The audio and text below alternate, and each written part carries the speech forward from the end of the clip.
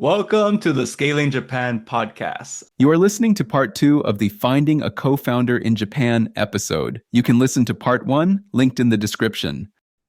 Yes, I think this is a good topic because with our co-founder Asama, he was working for a Nasdaq traded marketing software company, good salary, uh, you know, potential career growth, and has a nice place to live in.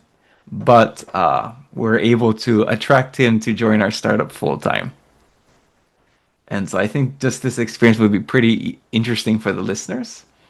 But so I guess I guess I'll start off like I guess one is why we need a third co-founder, and maybe why having a third co-founder going full time was really important for us. So I guess so. Let's start with why do you think we needed a third co-founder? Before we start, here's a quick introduction to myself, your host. I'm the CEO of Smart Start Japan. We support setting up a company and back office in Japan. We also provide affordable advisory on raising capital, IPO, and other finance topics. I also run Scaling Your Company that provides courses and sales advisory and digital marketing agency services for the Japan market. If you need help, feel free to reach out. Yeah, the need for co-founder was something that you and I talked really early on, like maybe like one of the second meeting we had. We actually talked about it and we agreed on, okay, let's find another co-founder. I think there were two or three main reasons. One of which was kind of what I said earlier about I personally work so much better with a team, and having someone sort of equally invested in time as a full-time person would just be so much more beneficial to me personally. And then that would actually end result as a team also result as manpower, chemistry, to really build that momentum for the business to grow faster and stronger. So that was a big reason. Another is, I think to some extent also complementary skill that we're looking for. I mean, you're a growth hacker. I'm more a finance and slash strategy slash ops. Um, this business was heavily reliant on having like organic marketing, and you do have a lot of experience in SEOs and everything, but also we needed, I guess, wider range of marketing specialty. And that was someone we really needed and as an expert, not just like trial and error, as you said earlier. Like it reduces the amount of trial and error so much faster rate, which is why we were like, let's find a marketing person who will be willing to join full time, so that we have the skills and knowledge as well as the manpower and sort of the team dynamics. And then yeah, I think it was the second meeting, and I think I made it. I think I made that was like my condition for joining. Mm, Was actually we needed a third co-founder. My thinking behind it was I'm not, although I can read Japanese, I can come up with catch copy in mm. Japanese. Yeah. So like I actually have Japanese clients who I advise them on Japanese copywriting, but my grammar, let's say, I cannot write like a native. Mm, And we really needed someone who's a native Japanese speaker who could yeah. do marketing Mm, to really just execute. That's it. So I thought that was, and like also you mentioned, yeah, it's just, or for my end, it was really like someone who could execute. Like I could think about the strategy, the timing, what to do, the general flow, but who can actually set up the account, create the creative. I felt we needed someone who could do it from day one and didn't need a lot of training hand holding. And I can go bounce back and forth. This is the concept. What are your thoughts? Okay, and they can just run with it. So really co-founder level, not entry level for that role. The other reason, yeah, it's just I think I do have that bias from my OneCoin English experience, but just having the trio and the momentum that you can get with three people doing different things. I think is really, really powerful. And I thought also with our makeup in that I actually had the feeling that a serial entrepreneur as a third co-founder probably wasn't the best fit. Probably someone who is more, it's their first company. And the reason I thought that was with myself, like I understand Ryo's role, and also I understand Osama's role. And so I think just having that, I can help them multiply their own individual areas. And I thought uh, it was really important for our scalability to get a third co-founder. Yeah, yeah. No, I agree with someone more execution heavy and not like maybe another serial preference. And I think yeah, again like execution heavy. Most serials like some are, but not everyone are. That's one. But also like I think there'll be too many captains on one boat if we were to get one another.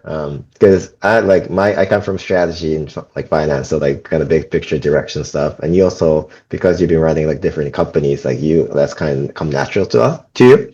So but we've kind of formed a good like uh, separation, like what's it called? Separation of duty or like responsibility area. And our communication is be pretty straightforward. But if we were to have another third co-founder who is involved in every high level decision, then I think that would have like made some complication, and then the con might have outweighed the pro. Oh, for that, right? Yeah. And I think with in our case, so like, and I was also very clear, like you are the CEO. Like I don't want to be CEO. Uh, you need more. Like you should have 60% of the company plus. Like we didn't have all this equity battle. Mm. It was like more like I was forcing it. It was like, no, you need to take 60%. Like don't dare go above below that. And just my experience seeing that and because like in my case, because I'm a serial entrepreneur, I do have another business as well. I wanted to make sure Ryo is highly motivated to continue pushing through it, make him feel like it actually is. It's like outside of our third co-founder, like between Ryo and I, it's this is Ryo's company. Like it's kind of my company, but it's Mm. definitely Ryo's company. Mm. Yeah. And but if there is a decision that I strongly disagree with, I would probably push back multiple times. But ultimately, I would accept that it is Ryo's decision. But because of the due diligence in the beginning, the likelihood that I'll have to do that, it hasn't happened yet in 6, 7 months. But Yeah. so yeah, I think that would just be an interesting dynamic to hear for the listeners. But yeah, just making sure the other co-founders are incentivized enough, just so we don't have a future discussion or like Mm. argument, because we really just need to be focusing on product, sales, and marketing, customer satisfaction. Yeah. Cool. And so with that said, yes, I guess so. How did we get Osama to leave his full-time comfort, his comfortable position and join us full-time? Yeah, I think the biggest contribution to that is we were playing a long term game. Similar to what we just talked about earlier, like finding a good co-founder who's actually matches your what you're looking for, it's very rare. So you have to be patient, because oftentimes those people are very capable, so they have a place where they belong and excelling at. So and it's very hard for someone to like quit on day one, like especially if you haven't forged that connection yet. It's really hard to convince them like quit your job, come on board. So what we did was basically someone was very interested in the startup field because he worked with you in the past. He had that exposure, so that he knows what how exciting startup would be, how I guess career growing it could be too. So he actually kind of started out as a part-time collaborator for us, where he was helping us out some marketing stuff here and there, maybe 5 to 10 hours a week at the beginning. So that kind of extended for I don't even know, like 6 months, 5 months maybe, since the Yeah, it's beginning quite. of like yeah his like involvement. And throughout the time, we kind of like worked as a regular partner, where we would ask him for specific tasks or field that he would be in charge of, and he takes the lead in and just kind of communicate how the results go and what to go do next. And I think he saw what the business is actually like, what's it like working with us. Um, and at some point early on, after well, we actually had Osama on, we asked like, "Hey, would you be willing to like work with us full time?" He said, "No, actually, I'm currently in Bangkok and I want to stay there." And he basically had a preference to stay at his current company. And after working for 5 months, I think he had a change of thought where, oh, this business, like his personal life situation also changed, and there was a time for him to consider change in his career and in where he wants to live. And now he's coming back to Japan. But at that time, he's like, we had a talk like, hey, would you actually now consider coming on full time? And he basically said yes. I think largely because he has experience working with us for 5 6 months. He knows what it's like. He sees the vision of the company where it could grow. And overall, that like kind of contribute to his decision from turning no into yes. And I'll say also like I think you getting that 5 million yen loan so that Mm, that could actually help pay some of his salary. yeah. I think that was really huge too. Like when it came time like where he showed interest is like I was like, yeah, I think we could give, you know, we could give probably 100,000. You're like, no, I think we can give 150,000 yen. It was like, and because Rio got that loan, it made, just having that money to help cover, expense his living expenses was a huge because I mean he was working for a Nasdaq traded company. It is well known in the, let's say, in their industry in the marketing tech space. He was living in Bangkok while getting paid, I think, Japan wages, very large apartment. So he had a pretty good, he had a pretty good setup, Yeah, yeah. and not one that most people, and also, like, and a lot of people would consider him a very pedigree founder, from Keio University, uh, successes at several global companies. So yeah, so I think that the loan was the other big part. And also, I think both Ryosuke and I kept constant communication with him, doing like pulse checks, like, how are you doing? Is the work pretty interesting?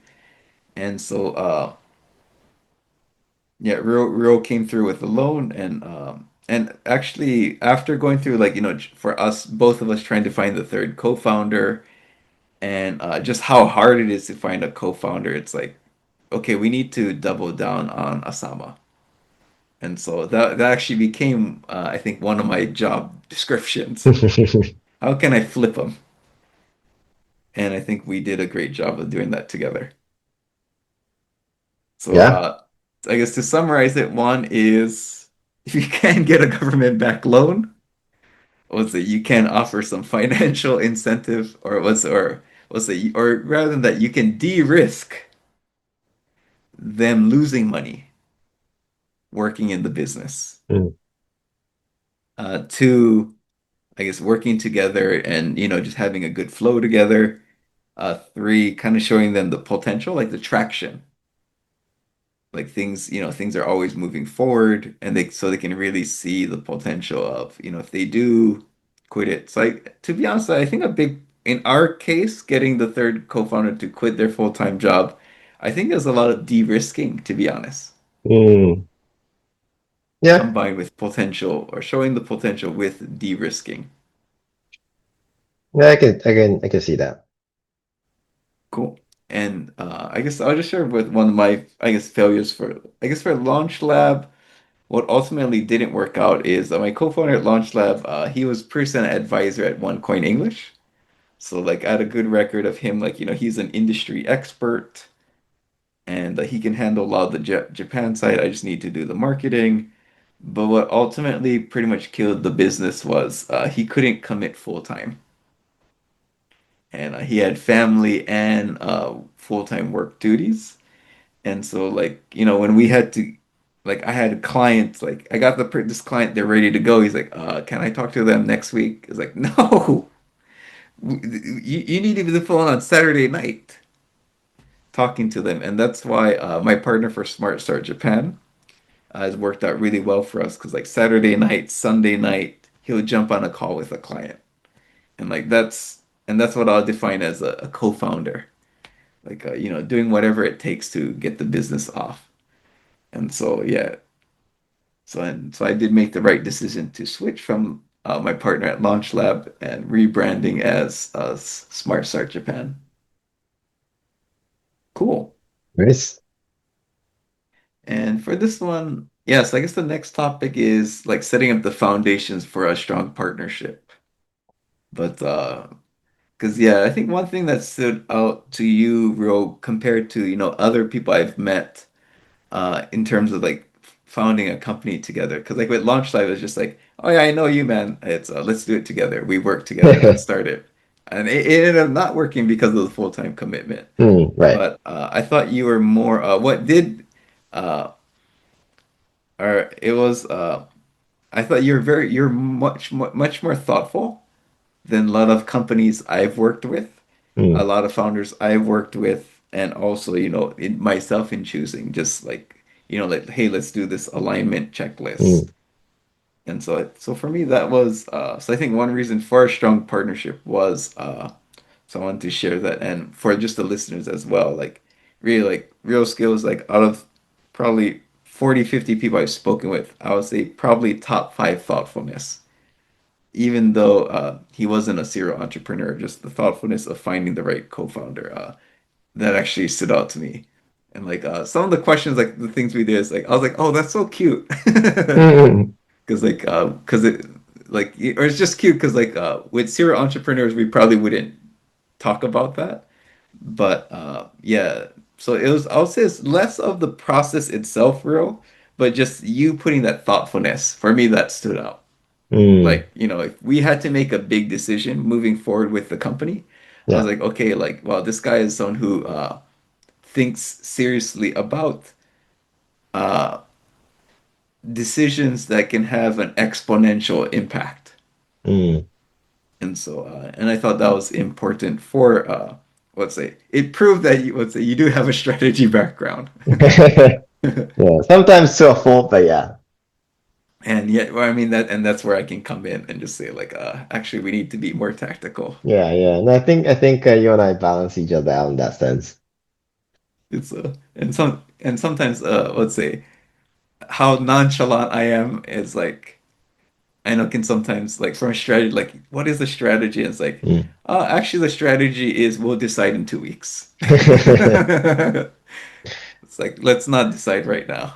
Yeah, I mean sometimes that's the right move too when you're doing a startup because like having that like upfront sometimes just doesn't make sense or you just can't because you don't You have just enough can't, yeah. info. Yeah, Where it's like all right, I understand it would be useful, but the data we'll have in 2 weeks versus now will let's say outweigh the impact of making the yeah, no, decision now. 100%. Yeah, But so yeah, so I'll say one thing for setting up a foundation for a strong partnership in Ryosuke's case was being just very thoughtful on what he wants, what he's looking for in a co-founder, and even just having a somewhat of a process of going through this, let's say, like are you a match is one. But yeah, and Ryosuke, I'll let you go into more detail. yeah. So I guess to elaborate on what Tyson said earlier about the questionnaire is like, I basically created a list of, I think around 30 questions, from like purpose and vision to your kind of OS, like how you operate, how you think, how you react in situations to like what your values are on the personal level as well as career level to what like sort of like a de-risking questions like what if this doesn't work out? What's your like de facto standard, like what's your action going to be, etc. So we had like 30ish questions that I kind of filled out first, and like, hey Tyson, I kind of want you to fill this out as well, and then we can like kind of see if there's any critical issues that we see with each other, or not. So that was like a process I really was fairly adamant on having. Because a lot of the things at like a Tyson, as you said earlier, like you don't really talk about these things if you were working like day to day. Like these are the type of things I would have talks with my close friends, but I wouldn't have with my colleagues at like different companies, right? Like not necessarily. But I think if when you do a co-founding a company, in many cases you're gonna have to go through pretty shitty things, and the worst of people come out in those situations. So you have to be prepared of not just like, oh, if this makes $1 million, like we're happy and like we're good to go. Like how can we make that? But like what if shit hits the fan? Um, and how would you react? How would we react? Would we be okay with it, etc.? Those were the things that I thought was pretty important. Um, and I think it come from my sort of my personal philosophy where life is at the higher level of everything, and then works fit into that life, and not like work comes first, and then life fits into that. Um, so I think you have a similar situation where right now you're living in Hokkaido, where you have a beautiful family with a beautiful place, and it's like a lot more relaxed, and that you actually get to enjoy life. And like because you're also serial, you kind of have work kind of tailor around your life. And I think no matter where you are, to some extent, that's important because um, at least that's my philosophy. And having someone at the value level aligned, I thought was pretty important because if that value doesn't align, there'll be like a pretty significant directional conflicts that you have along the way.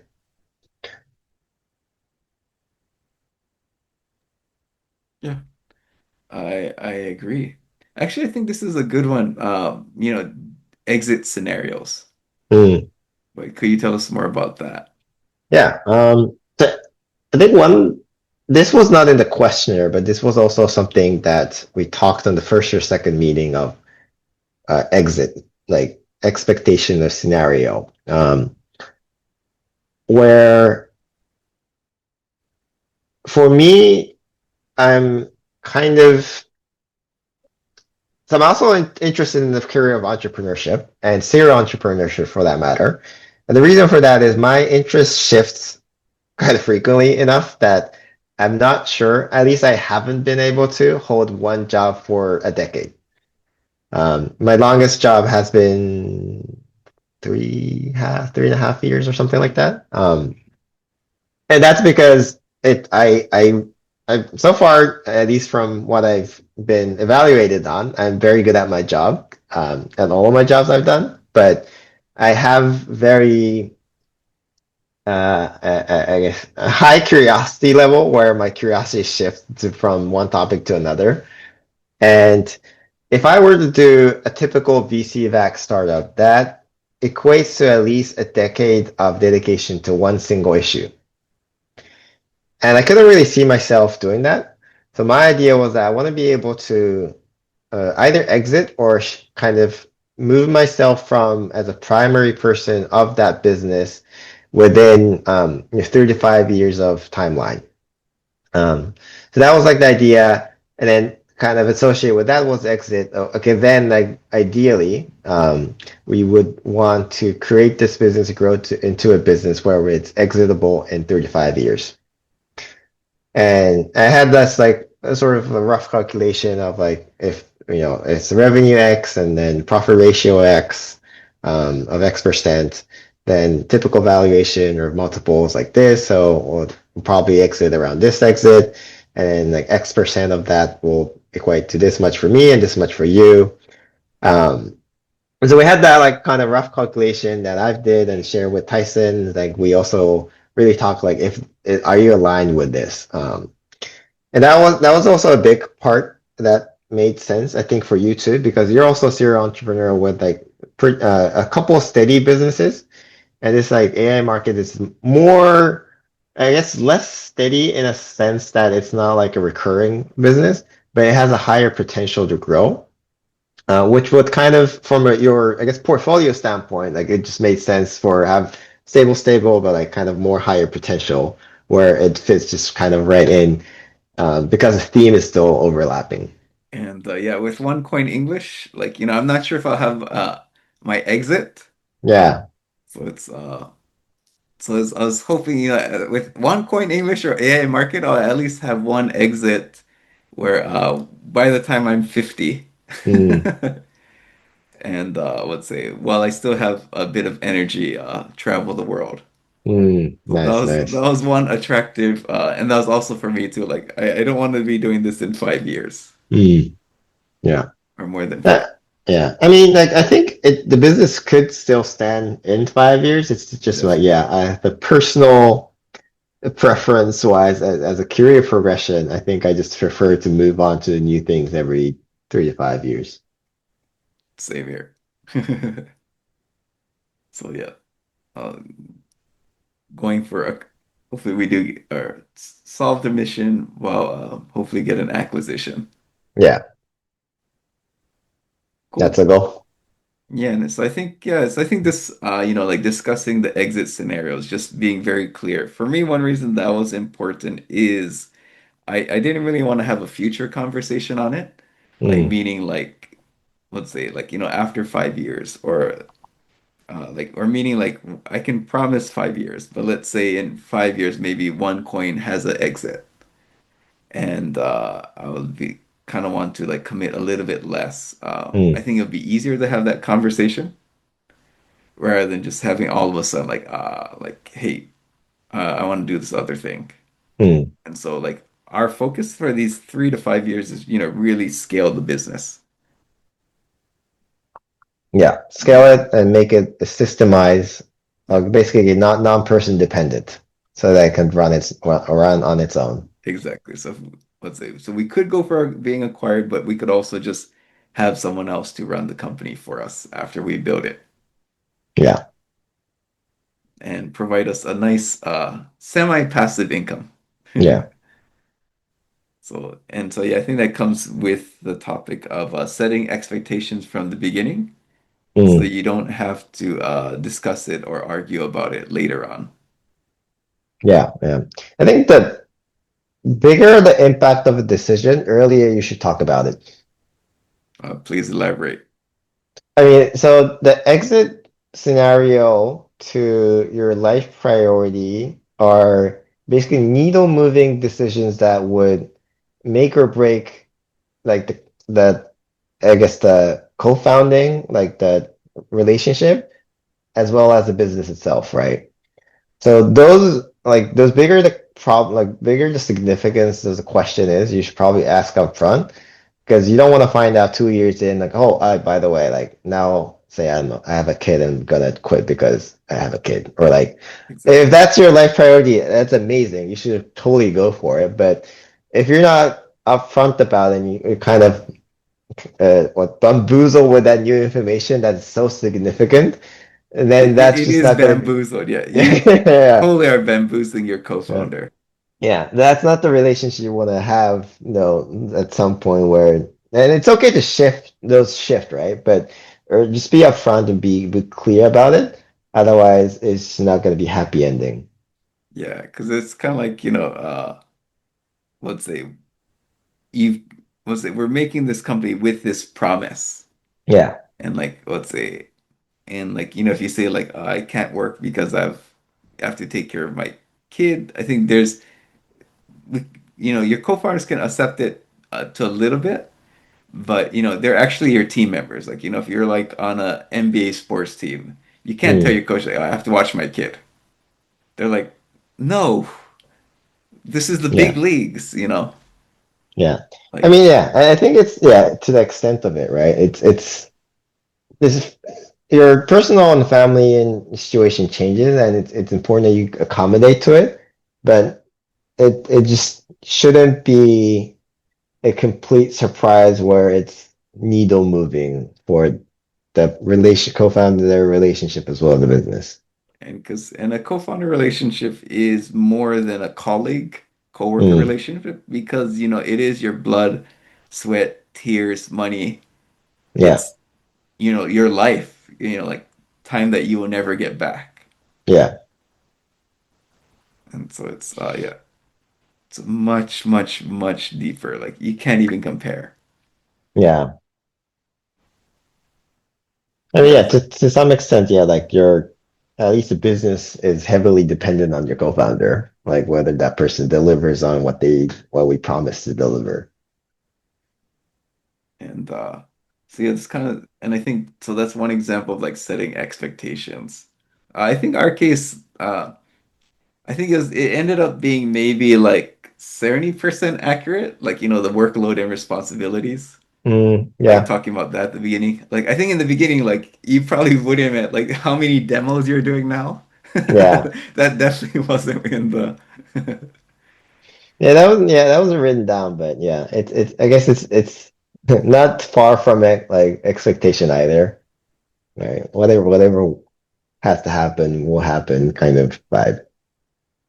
and other one like from my end too because of my other businesses. Like I was always upfront that like I do need to spend around 25 hours a week for Smart Start Japan. Mm, And but because Smart Start Japan is my biggest priority, that's why I also wanted to make sure Rio had a higher amount. Because it would have been really unfair, like, like we'll say I take a really high chunk of equity, but at the same time prioritizing my other business. And so I think we're very upfront with like the hours commitment mm, and yeah. the priorities there. Like, or if I had to make not like every week, but like several, maybe like a couple of times a month where I have to make a decision, one business or the other, I have to choose this one. Like, Mm, and that was one thing. And so that's something I think that's kind of a challenge with I think we'll be having probably moving forward as well. But and that was kind of why like I was like, oh, I've been really focused on Smart Start Japan this week. I need to check up with Ro like if he's, happy with my performance or like how things are mm, going. yeah, yeah. Yeah, I And appreciate you being upfront about like all like a lot of things. Like you whenever you see a problem, like you just like share with me, and that's been helpful. I got you. Yeah. And so yeah, so it's that kind of communication,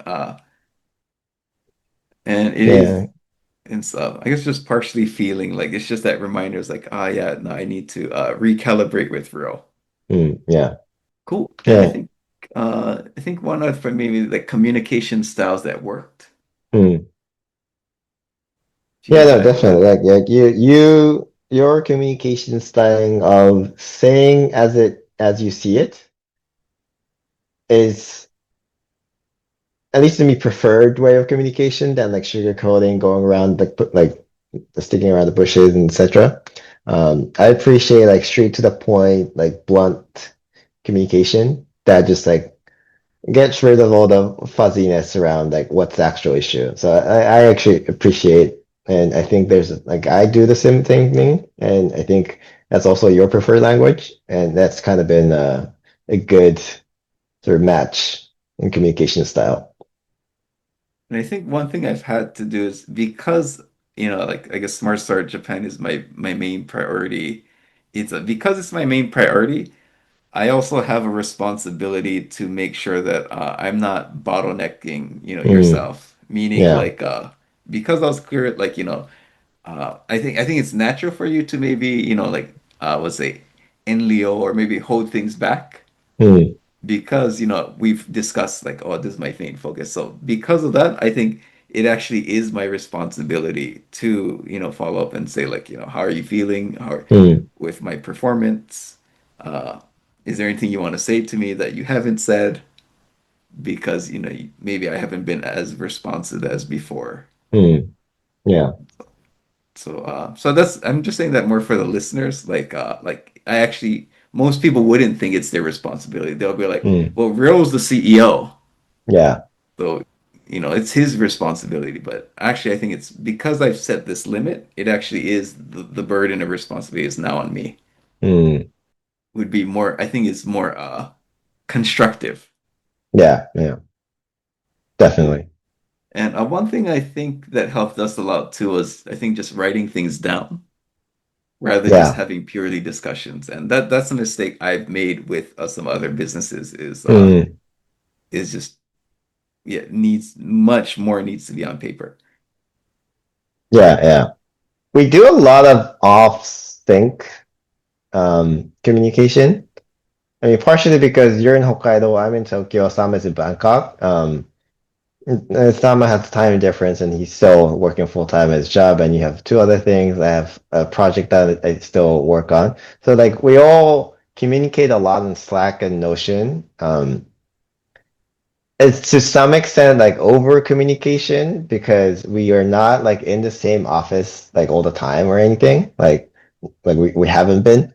But I think that trying to kind of compensate for the lack of that in-person presence, it's actually helped in and so far forged a culture to write things up. Uh, and that's been actually like helpful in terms of clear intent. And I think because we have so many things going on, we end up forgetting. Mm, So just yeah, having we can go back to those notes and like, okay, that's what we discussed. yeah, definitely. What would you do differently today? I guess in regards to like finding a co-founder. What would I do differently today? I guess it could be like maybe finding a co-founder, maybe like in the initial stages of getting to know Mm, somebody. But I guess the goal of this question is there anything you could share that might help someone who is looking for a potential co-founder? right. Um, And you can say that no, you're very happy with how things have worked out. so this is for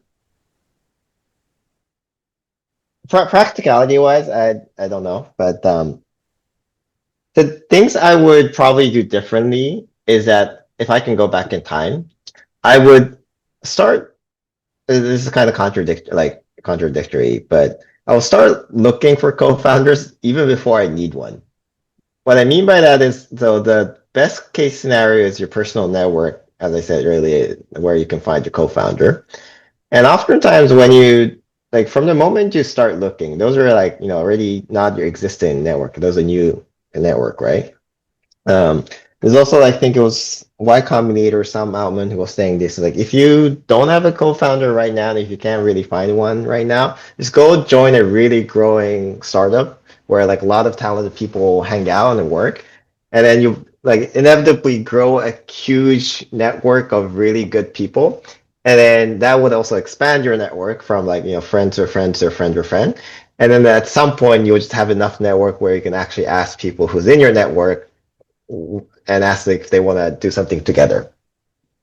So that's actually a really good point, especially if you're thinking of an entrepreneurship, thinking of doing your own thing.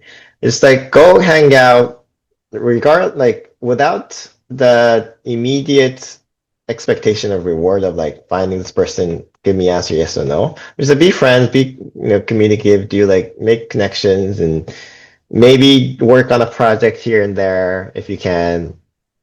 And that would be such a great like way to naturally form a connection, which eventually may or may not turn into a co-founder, but there's a higher chance or higher likelihood that you'll be happy with that result than day zero, start looking for everyone, then communicating random people all over the internet.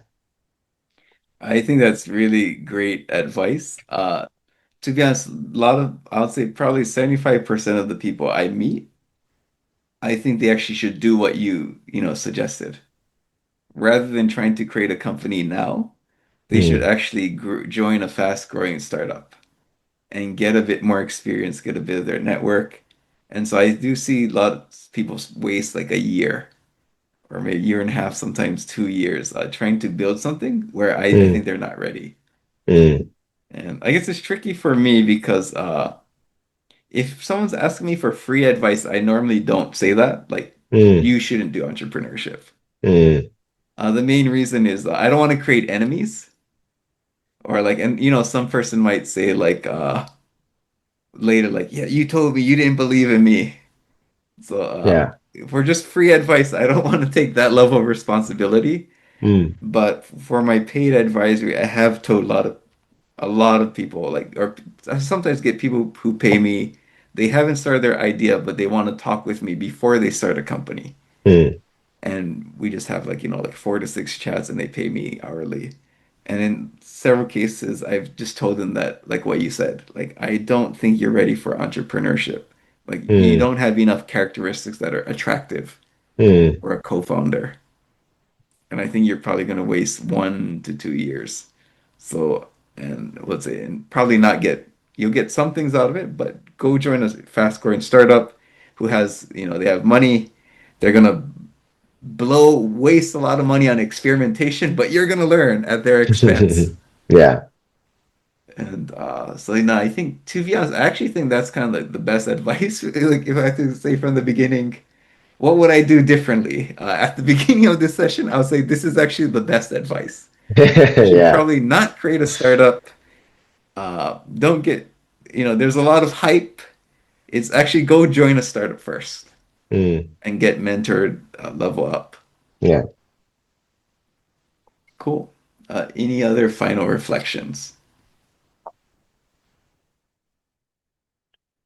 No, I mean, I think, yeah, the analogy of co-founder, I think Y Combinator says this too, but like analogy of finding a co-founder being a similar experience to dating, finding your like relationship, like a romantic partner, in many sense it's fairly accurate. Expectation wise, you have to have meet different people, talk a lot, align on values, align on where you want to go as a future, spend some time, figure things out, go through fights, etc. And then you finally find your match. I think it's a pretty accurate description of it. So having that mindset will actually probably be helpful, because it's not like a magical moment where, sometimes like, like you have that like, what's it called, fall in love moment with relationship partners, but co-founders doesn't happen that often. So you really gotta be like patient. I think will be the key thing to note. Awesome. Yeah. So it's great having you on. I and definitely have you on the podcast again. And Yeah, thank you so thanks for much, having me. Ryosuke. Yeah, thanks, Tyson. Cheers.